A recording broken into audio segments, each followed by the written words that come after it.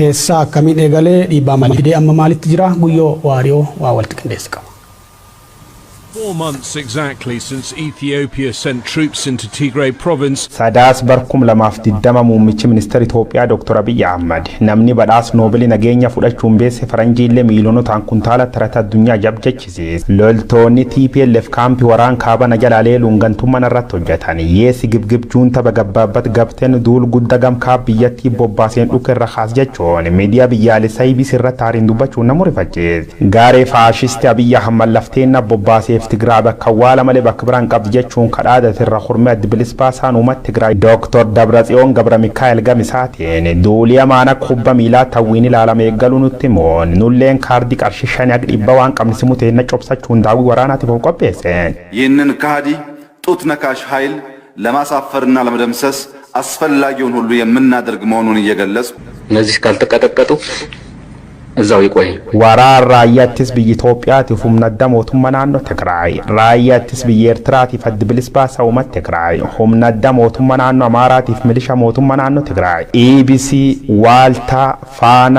ኦቤን ይፍድምጻ ወያኔ ኤፍቲቪ ትግራይ ጅዱ ቆደሜን ቲፒኤልኤፍ ሚሳይል ሰዲ ኦል ባርዳሪ ፈስመራፋ ፉርጉጌሶ ጋሬ ነብይ ኢሳያስ ፋኖ ገናምቱሌን ኮሮሚ ቲፒኤልኤፍ ከኔና ከባይ ጻየት ይፍሱዩም መስፍን ፈጀሶ ኖቦሲ ባትፋሌን ቀበመኒ ወንከሴናን waraan guyyoot 15 keessa milkiin xumuramuun labsam kanaan muummichi ministeera Itoophiyaa Dr. Abiy Ahmed uummata nagaa tokko ladun ijjeesin maqalee galiyoo jedhu አንዲት ከተማ አንድ ሰው አልገደለም መከላከያ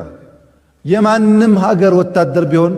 ከዚህ በልጥ ብቃት ማሳየት አይችልም። ራጋሌን ቶክቶክ ኸልማን ትግራይ ጋዜጤሲቶት አፍሎቢስቶት ገሜይ መቀቀባን ኸኔናክ ማርቲን ፕላውቷ ማይክ ዋለንሴት ይፈኔን ብሮተር ጉሚዲያ ማርክ ዙከርበርግ ፌስቡክ ኢንቱተር ወሊንታውን ፈጫሴን ያኪ ወራና ራያትስ በኢትዮጵያ ወራን ኤርትራ ቲፍሎልቶ ተማራቲን ኡመት መለስ ዜና ይረራወተም አዱኛ እንደገድ አታቱ ቲገሩ ዳባቲ በርሲሳ ዩኒቨርሲቲ ፍንፍኔ ዱራኒ ዶክተር ጌታቸው ዲንቆ ጎዳና ቲኖገና መባን ታይተ ብሮድካስት ኢትዮጵያ ዮሐን Itoophiyaa Broadcast Authority satellite bro khamotummaan ittiin qeeqamu danda'u uummata dura guruun miidiyaaleen biyya keessa cufiitto saayit irra godaansifamuun miidiyaaleen mootummaa qof khara barbaadaniin akka gulufanaalee mijaaj waraanni injifannoo raayyaattis biyya Itoophiyaatiin xumuramuun dhagaamnaan finfinneen dhiichifte baardaarii lelleefte Eertiraan burraaqxe deeggartooti mootummaalleen feesbuukii weeraar armad dhaabbileen mirgidil addunyaa kanneen akka Human Rights Watch Amnesty International Committee for Protection of Journalists Fund Itoophiyaa keessa dhalnamaatiif gaazexeessitoota wala barra godhamu jabeessanii arrifachoon dhaabbilee gugurdoo akka gamtaa Awurooppaa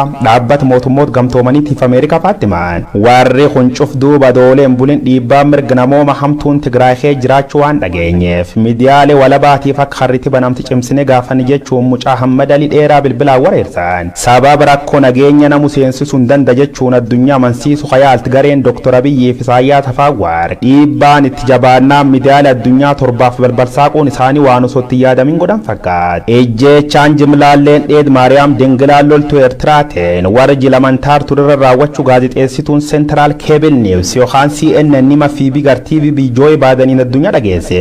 A bloody jacket, some rope used to tie the victims, shoes worn by a Sunday schoolboy. The haunting remnants of a brutal massacre in a village in northern Ethiopia's Tigray region. Al Jazeera magala Aksumin namoota dhibbaalaa kaaman jimlaan dhumu gabaas Associate Press reeffi namoota hedduu waraabessaa nyaatamutti dabale akkuma ulfi bulee mul'ati jechuun baanaan adoomaan buleen dubbii muummichi ministeera osoo nam tokkin ijjeesin maqalee gal jechuun paarlamaatti miseensoti paarlamaa ililchan soobtaa addunyaa mirkaneeffat Itoophiyaallee naasuu kanirra kakaat gaazexeessitoota addunyaa taqarseenuu eeyyamteef Agency of Francis Press Times News if BBC Ramaru nidana Jarmia mirga gaazexeessitoota tifam the Committee for Protection of Journalists ijoolleen taqabamti gadhiifamu qabdi jechuun jabeessalooluun ijoolleen tulleen gadhiifam ammisiinu dubbii waan addaatti fakkaat Ameerikaaf Joe Biden gamtaa Awurooppaatiif dhaabbata mootummoota gamtoomanii Human Rights Watch if Amnesty International Committee for Protection of Journalists qofa duntaane miidiyaaleen gugurdoon kanneen akka BBC CNN, Al Jazeera, Reuters, Agency of French Press, kanneen biroolee mootummaan Itoophiyaa addunyaa sobuun dhiigilmaan nama dhangalaasa jiraachuu mirkaneessuun jabeessanii wacanii waccisiisuu jira. Trained troops carrying out some of the worst atrocities.